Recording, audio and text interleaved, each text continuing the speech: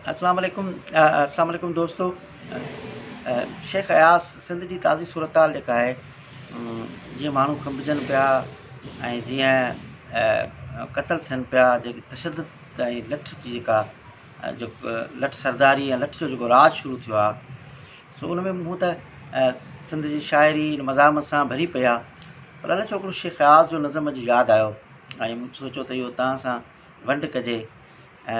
शेख अयास जो नज़म आहे, सॉरी नज़म न आहे पर गज़ल आहे। बे मौत मुआ तोले कुठा इंसान हज़ारे मान रुगो। बे मौत मुआ तोले कुठा इंसान हज़ारे मान रुगो। हिन दुनिया में देस हुआ नादान हज़ारे मान रुगो। तूं चओ म लुछां पर तोखां हिकिड़ी ॻाल्हि पुछां। तूं कंहिंखे ख़ामोश कंदे ऐलान हज़ारे मान रुगो।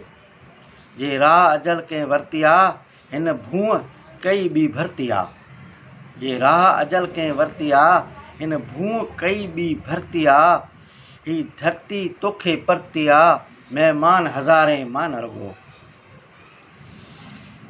अख सारी रात न झपकी आहे ऐं शबनम शबनम टपकी आहे। जे बाख घुरे थी बखत ज़िंदान हज़ारे मान रुगो। तो सारे को बि न सुञमो आहे, तो सारे को बि न सुञमो आहे। हू रुञमो आहे जे उञमो आहे। छा पापी परखे पुञमो आहे अरमान हज़ारे मान रुगो।